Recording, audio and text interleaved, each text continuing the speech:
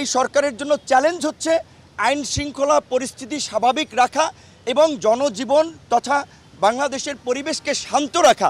যেহেতু এই যে পরাজিত ফ্যাসিস্ট শক্তি, দানবীয় শক্তি নানানভাবে দেশকে অস্থিতিশীল করার পায়তারা করছে, মরণ কামড় দেওয়ার চেষ্টা করছে, সেই সরকার এবং এই অভ্যুত্থানকারী ছাত্র জনতাকে সেটা রুখে দেওয়ার মধ্য দিয়ে স্থিতিশীল অবস্থা বজায় রাখাই এই মুহূর্তে চ্যালেঞ্জ। উপদেষ্টাদেরকে বিব্রত করা বা চাপে রাখার জন্য সময় কিংবা টাইম ফ্রেম নিয়ে কোনো আলোচনা করি নেই, বরঞ্চ তাদেরকে আমরা শতভাগ কনফিডেন্স দিয়েছি তাদের যতটুকু সময় এবং এই অভ্যুত্থানকারী জনতার পক্ষ থেকে যত ধরনের সহযোগিতা আমরা করব, আমরা এটা নিয়ে অস্থির নয়।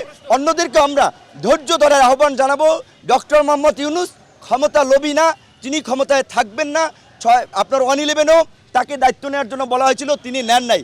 আজকে আমাদের অনুরোধে নিয়েছে, যেটা তিনি বলেছেন যে তোমাদের অনুরোধে, তোমাদের কারণেই আমি দায়িত্ব এসেছি। কাজে আমাদের তার প্রতি পূর্ণ আস্থা এবং বিশ্বাস আছে। প্রশাসনের সর্বস্তরে এই ফ্যাসিস্টের সহযোগীদের চিহ্নিত করে দ্রুত চাকরিচ্যুত করা, তাদের বিরুদ্ধে পদক্ষেপ নেওয়া এবং সৎ দক্ষ পেশাদার অফিসারদেরকে দায়িত্ব দিয়ে আইন শৃঙ্খলা পরিস্থিতি স্বাভাবিক আনা, এই দায়িত্ব আমরা সুস্পষ্টভাবে আমাদের 14 দফার মধ্যে জানিয়েছি। 15ই আগস্ট শোক দিবস সহ বিভিন্ন গুরুত্বপূর্ণ সিদ্ধান্ত যে সরকার নিয়েছে সেগুলো রিভিউ করতে বলেছি। এই আগস্ট হচ্ছে জাতীয় বিপ্লবের মাস, আমরা আগস্ট বিপ্লব হিসেবে এই মাসকে উদযাপন করতে চাই।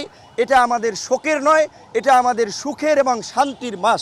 কাজেই এই 15ই আগস্টকে কেন্দ্র করে যে জাতীয় শোক দিবস, এই স্বৈরাচারী ফ্যাসিস্ট সরকারের যে নেওয়া সিদ্ধান্ত সেটা বাতিল করা এবং ওই দিন সরকারি যে ছুটি ছিল সেটাও বাতিল করে স্বাভাবিক কার্যক্রম চালু করা এবং আওয়ামী ফ্যাসিস্ট শক্তি 15ই আগস্ট থেকে 21শে আগস্টের মধ্যে ঢাকায় যে তাণ্ডব চালানোর একটা মহা পরিকল্পনা নিয়েছে, সেই পরিকল্পনায় সরকার যেমন আইন শৃঙ্খলা বাহিনীকে দিয়ে তারা মোকাবেলা করবে, একই সাথে আমরা এই আন্দোলনকারী ছাত্র জনতা নাগরিকদেরকে নিয়ে 2-1 দিনের মধ্যেই জনতার মঞ্চ গঠন করে এই গণহত্যায় জড়িত ঘাতক হাসিনার বিচারের দাবি এবং হাসিনাও তার দোসরদের বিচারের দাবিতে ঢাকা সহ সারা দেশের রাজপথে আমরা অবস্থান নেব। পাশাপাশি আজকে আমরা 14টি বিষয়ে আমরা প্রস্তাবনা দিয়েছি।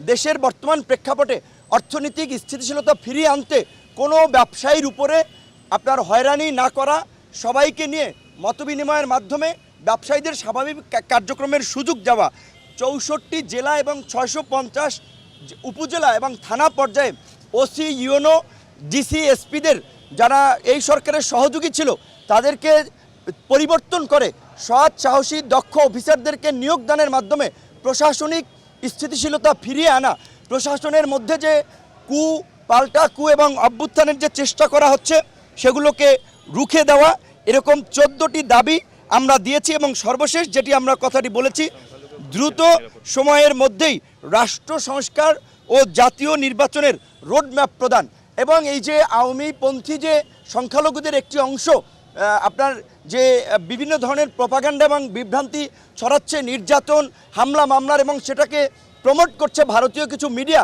এই বিষয়ে আমরা সরকারকে জানিয়েছি এবং আমরা অনুরোধ করেছি সংখ্যালঘুদের এই হামলা মামলার বিষয়ে তদন্ত করার জন্য একজন সংখ্যালঘু বিচারপতি কিংবা বিশেষ ব্যক্তির নেতৃত্বে একটি তদন্ত কমিটি করে এই ঘটনার বিষয়ে আপনার ব্যবস্থা নেওয়ার এবং উপদেষ্টাদেরকেও আমরা সংখ্যালঘুদের সাথে মত বিনিময় করার আহ্বান জানিয়েছি। কারণ বিপ্লব উত্তর বাংলাদেশে কেউ অনিরাপদ নয়, সকলে নিরাপদ এবং সকলকে নিয়েই আমরা আগামীর বাংলাদেশ গড়ে তুলব এবং সেই বাংলাদেশ মানবিক সমৃদ্ধ বাংলাদেশ গঠন করার জন্য উপদেষ্টাদের যেই সময় প্রয়োজন, যেই সহযোগিতা প্রয়োজন, তার সবটুকুই সব রাজনৈতিক দল করবে, সেই কমিটমেন্ট উপদেষ্টাদেরকে তারা করেছে।